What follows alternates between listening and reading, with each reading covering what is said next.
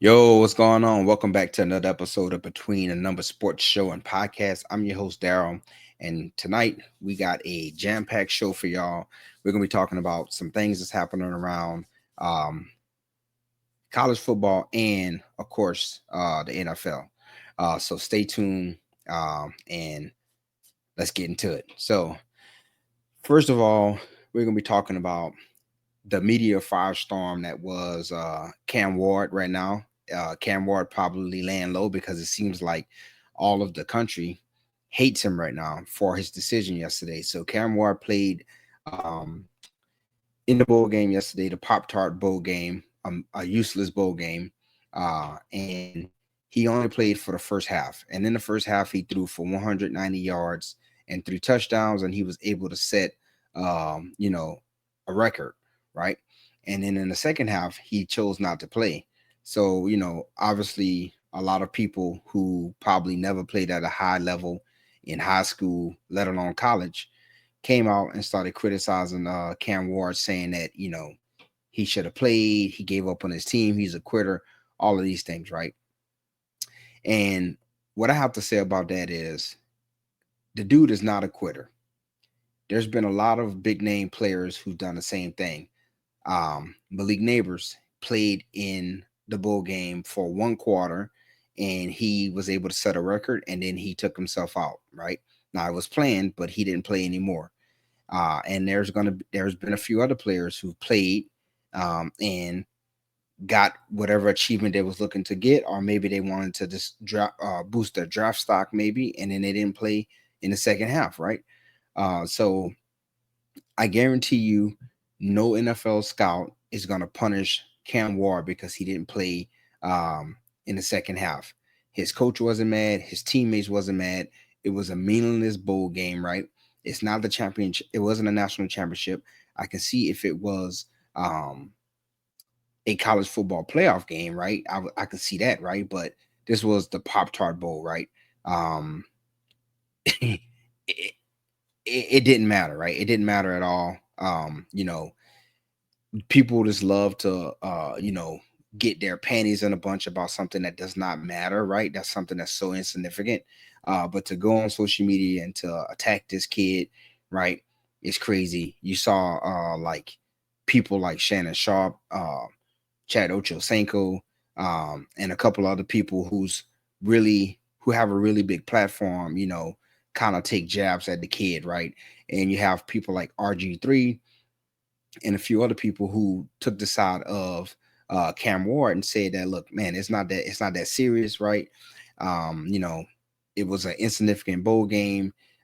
He wanted to be able to break a record, and he played. Now there's been a lot of big time players who didn't play, and I'm not knocking them, like Leonard Fournette, Christian McCaffrey, some of those guys, right, who could have played and they chose not to play because they wanted to be able to protect themselves.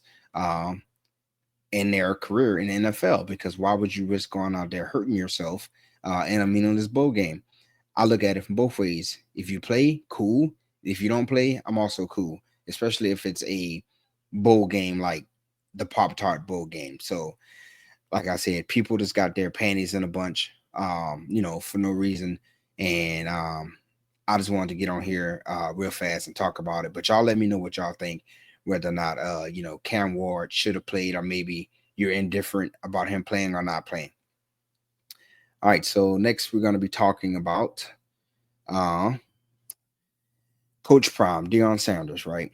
Um Besides all of the stuff that's going on with Heisman winner Travis Hunter and his girlfriend, his fiance, um, Coach Prime, and this Colorado program, they've been pretty much the darlings of the college football world for the last 2 years, right? You can't do anything without hearing about what Coach Prime had to eat, what Shador Sanders had to eat, what Travis Hunter had to eat.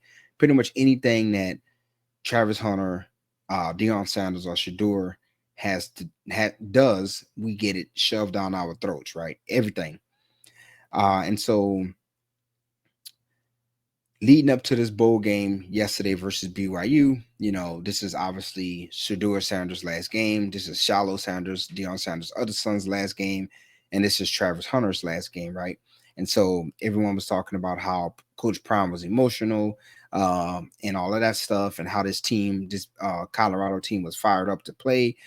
You saw, maybe you didn't see, but there was a clip of Shedeur Sanders talking to the team, talking about how BYU pretty much had something to do with them not making it to the Big 12 championship game, and they wanted to pretty much come out and show the world what they missed, right? Why they belonged in the Big 12 championship game. And they came out flat. They came out unprepared. They looked like they didn't want to be there. They was never really in the game. BYU jumped up on them 10-0, and then they went for a onside kick, and they recovered it. And I said to myself, once BYU recovered that onside kick, it was over with for that Colorado team, right? Now, this is what we've seen a few times with this Colorado team, right? When they opened the season versus Nebraska, they got, they PP slapped. And there's been a few other games where they came out and just looked like they wasn't even prepared, like they didn't practice, they didn't care about the game at all, and they got their PP slapped. And this is not gonna change anything for this Colorado team, right? People are gonna continue to overhype them. Deion Sanders is gonna continue to get away with whatever he want to get away with, whether it's banning a sports writer from asking him questions or just having all of these crazy takes, right? They're gonna continue to allow Deion Sanders to do what he wants to do, and he's gonna continue to what I think is give us subpar performances on the field, subpar performances. I think that they are the champions of social media. They're the champions of clicks. Colorado has not won a bowl game in 20 years. And, business as usual under Deion Sanders, right? They're always going to be able to have some big headlines coming out of out of that college.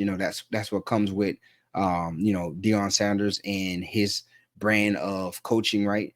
They're gonna always want to try to win social media, get clicks, get traffic, right? Have people say, look at Deion Sanders, look at Colorado. But when it matters the most in a bowl game versus BYU, they come out flat, right?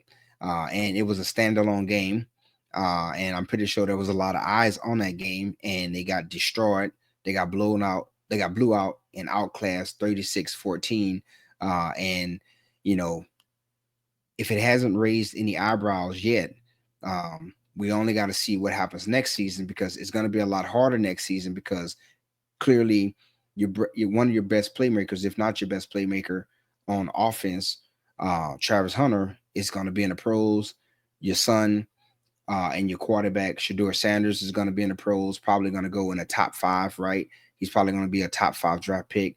And then your other son, Shallow Sanders, who was a pivotal player and member of your defense, is also going to be going to the pros. So it's going to be a lot harder for Deion Sanders to coach and have success next year, unless he's able to replicate some of the success that he's had in the transfer portal. But we have to see what happens, right? I think the transfer portal is going to be closing here in a few days, so we have to see what Deion Sanders does in the portal. But it's going to be a lot harder next year with losing 3 big-time playmakers, especially in his son, Shedeur Sanders and Travis Hunter. But yeah, it's just, I hope that, Deion Sanders learns.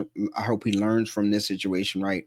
His coaching staff, the players, they lock in, they focus, and, they're not so obsessed with, winning social media, showing people what type of cars they drive and what they, and, just the craziness that you see coming from that program. But hopefully this was a lesson. But I don't think that this is going to change anything. I think people are going to continue to overhype Colorado and Deion Sanders. because in their eyes, the program, the coach, and the players can do no wrong. All right, so let's pivot over to the NFL. So my favorite team, um, the Philadelphia Eagles, was able to sweep the Dallas Cowboys today. They pretty much destroyed the Dallas Cowboys today to sweep the Dallas Cowboys. But more so, Saquon Barkley was able to reach 2,000 yards, and he's only the ninth running back in NFL history to rush for 2,000 yards. He had 162 yards on the ground. He had 167 yards on the ground, and he was able to write his name in history books with crossing the 2,000 yard mark, right? And he achieved it in 16 games, passing O.J. Simpson for eighth in rushing yards in a season in NFL history, and he sits just 1 yard behind Chris Johnson, who has 2,006 rushing yards, right? And so, as for the real, kind of like, I wouldn't say friction on, well, it is friction kind of, but uh Eric Dickerson, right? So Eric Dickerson said that he does not want Saquon Barkley to pass him up for um, so Eric Dickerson has the record of 2,105 rushing yards, which he sought in 1984. And, Barkley needs just 101 yards to pass Eric Dickerson for the single season mark. And, Saquon has one more game to accomplish this feat. Now, the issue is that Eric Dickerson has came out and said it, hey, I don't want him to break my record. But records are meant to be broken. Eric Dickerson just sounds like just one of those old uncles, old heads that's just butthurt. But records are meant to be broken. No one's gonna forget who Eric Dickerson is. Eric Dickerson is an all-time great. But if Saquon breaks the record, he should be happy. Now, do I think Saquon is gonna break the record? I don't think so, because the Eagles have already clinched the number 2 spot. Um, and I strongly think that Nick Sirianni is going to want to rest this Eagles team next week because they already have clinched the playoff spot, and there's no reason for them to play the starters. But if Barkley wants to go out there and attempt to, get the record, would I be mad? No, I'd be kind of cautious because that's a huge milestone for him. But he is the franchise running back. He is the best running back that the Eagles have had in a long, long time. And I want the Eagles to be as healthy as possible going into the playoffs. Jalen Hurts is already dealing with a concussion. He didn't play this week. AJ Brown has been kind of banged up. The team is kind of banged up, so I would want them to be as healthy as possible. And the starter's not playing in his next game, I think versus the Giants, would kind of give them a mini bye week as they head into the playoffs. But I do understand if Saquon Barkley wants to go out there and try to get the record. I mean, it'll be great because it would be against the Giants, the team that pretty much gave up on them. And it also would make Eric Dickerson butthurt. But it was also fabulous watching him be able to clinch the 2,000-yard mark on the Dallas Cowboys and sweep the Dallas Cowboys for the season. Because, I hate the Dallas Cowboys, and all of Eagles Nation hate the Dallas Cowboys. So it was definitely cool watching, Saquon do that, especially the fact that he plays for my favorite team, the Philadelphia Eagles. But I think Eric Dickerson just needs to chill. Records are meant to be broken, but I'm curious to know how y'all would feel if Saquon Barkley played or whether or not he didn't play. I guess I'm for both, but I would just hope that if he do play, he was able to, break the record in the first 2 quarters and then sit out the last half of the game so he can, rest his legs and be prepared for a grueling, playoff slate. All right, so pivoting to the Jets, man, the Jets.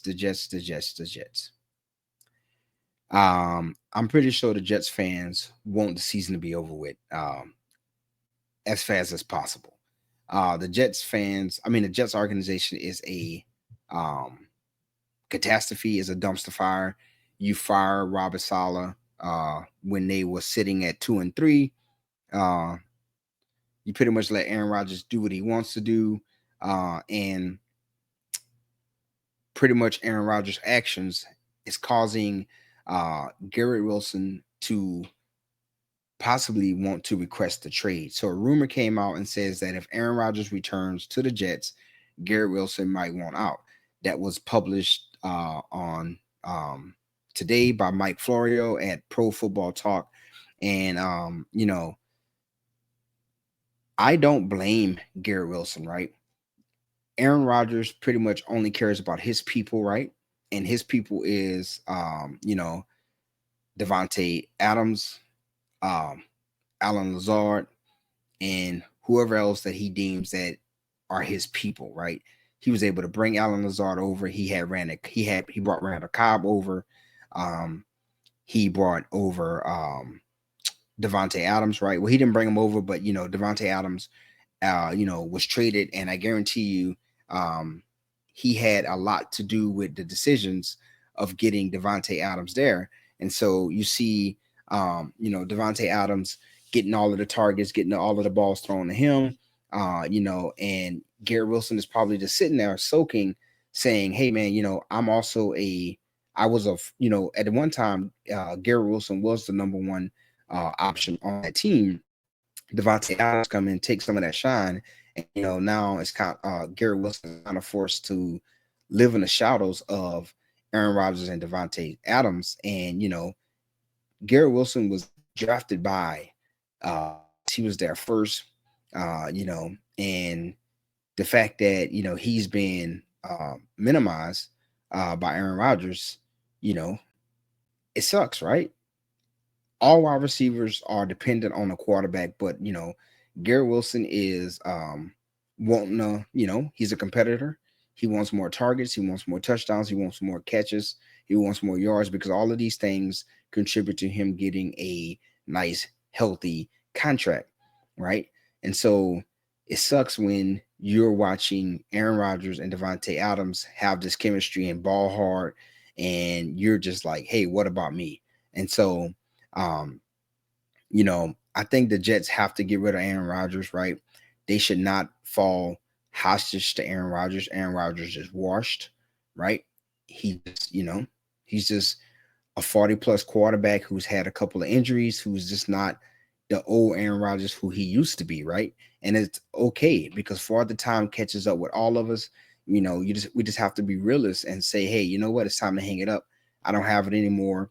And if it's to the point where the younger nucleus, right? Your younger players like Garrett Wilson, your talented players like Garrett Wilson are wanting out because they feel marginalized, then the writing's on the wall. You got to get rid of Aaron Rodgers, and you want to keep as much of this young nucleus together, and get another quarterback in there and surround that quarterback with weapons like Garrett Wilson and um, you know um, Bryce Hall, and what are the other weapons they have on that team to possibly turn this franchise around and start winning. And I think you're just not going to do that with Aaron Rodgers, because Aaron Rodgers doesn't give a flying F about anything. He doesn't take the offseason program serious. We saw that he went to Egypt, and he's always gone on podcasts dropping little mustard seeds and throwing people under the bus. And so, he doesn't give a rat's ass about anything. So I think that if I was the GM, if I was the president, if I was the owner of the New York Jets, Aaron Rodgers would get his walking papers after the season, and I'll be like, hey, we appreciate you. You tried to come in, you tried to do something, but I think we're gonna go a different route. We wish you all the best luck in the future, but we're gonna go a different route. We're just gonna, put you know, our marbles behind a rookie quarterback in the drafts and go from there. Because we can't afford to have our talented young players like Garrett Wilson wanting to be traded because you want to come back and play for us. So that's what I would do if I was in a powerful position in the Jets. But I'm not. But I'm just saying that's what I would do. Now, last but not last, we're going to be talking about another New York team, and that's the New York Giants, right? So the Giants derailed their tank in their Week 17 victory versus the Colts, right? So coming into the game, if the Giants would have lost, they would have had sole possession of the first pick, but after beating the Indianapolis Colts and making a giant mistake, right? They no longer have the first overall spot in the NFL draft. That belongs to the Patriots.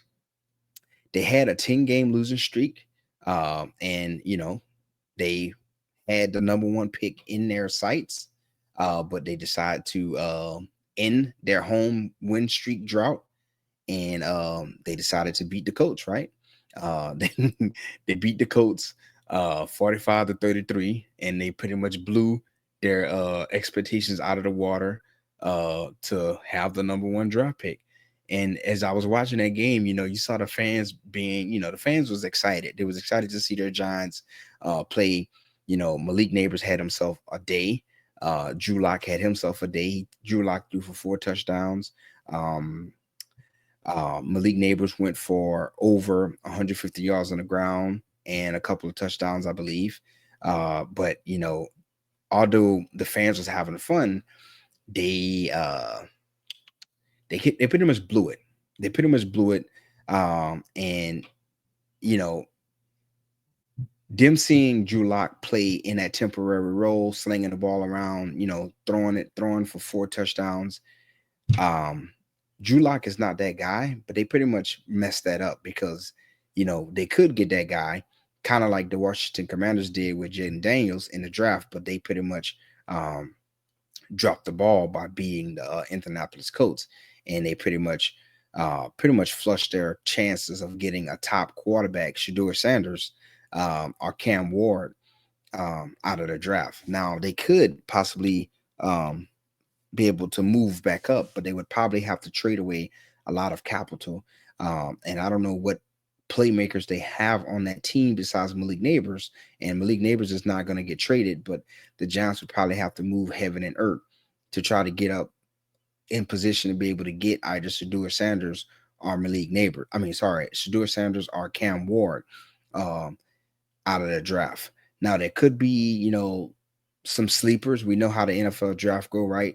These guys start doing the interview process. They start throwing in tights at the combine, and then teams fall in love with them, right? So there could be some guys out there who we're kind of sleeping on, your Quinn Ewers, your Carson Beck, one of those guys, right? Maybe even Will Howard, right, out of Ohio State. Maybe he might jump in a draft or something like that, right? And so, maybe they might find a diamond in the rough, right? The last couple of drafts, the last couple of NFL drafts have been really good in terms of producing quarterbacks. You got to think last year draft Jaden Daniels, JJ McCarthy, Bo Nix. Who am I missing? What's the kid name that plays in Atlanta? Michael Penix Jr., right? So, and then the year before that, who was it? CJ Stroud, and I'm probably forgetting somebody else, but the last couple of NFL drafts have been able to produce some pretty solid quarterbacks. So maybe the Giants are hoping that, next year's draft coming up in April, May is going to be able to produce the same results, and they're able to get a quarterback, a young quarterback out of the draft to hopefully turn that franchise around, or they probably look to try to bring in a guy like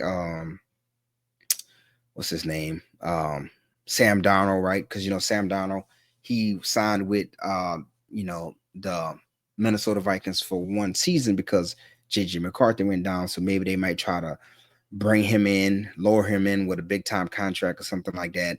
But I don't know. I would think that they will look to get their guy that they can build with out of the NFL draft, but they had a giant screw up today by winning. And you know, some people say that teams tank for draft picks, but I don't think the Giants got the memo because they went out there and they kicked the Colts' ass. They had big play after big play after big play, and they was able to uh, win. I think they won their third or fourth game of the season. I'm not sure, but they was able to finally win at home, so that was good. But the downside is they pissed away the opportunity to have the number one overall draft pick in NFL draft. All right, so that's it. In closing, this episode was a little long, but y'all let me know. I am gonna have timestamps so y'all can just kind of browse through and see each topic that I discussed. Because obviously some of the topics you probably don't care about at all, but if some of them that if you see a topic that you do care about, hey, chime in the comment section. Let me know how you feel about that topic. As always, I appreciate everyone who leaves a like, a comment, and who has subscribed. If you haven't subscribed already, please consider subscribing to the channel and hitting that bell notification button so you can stay up to date on all of the latest drops here on this channel. And until next time, I'm out.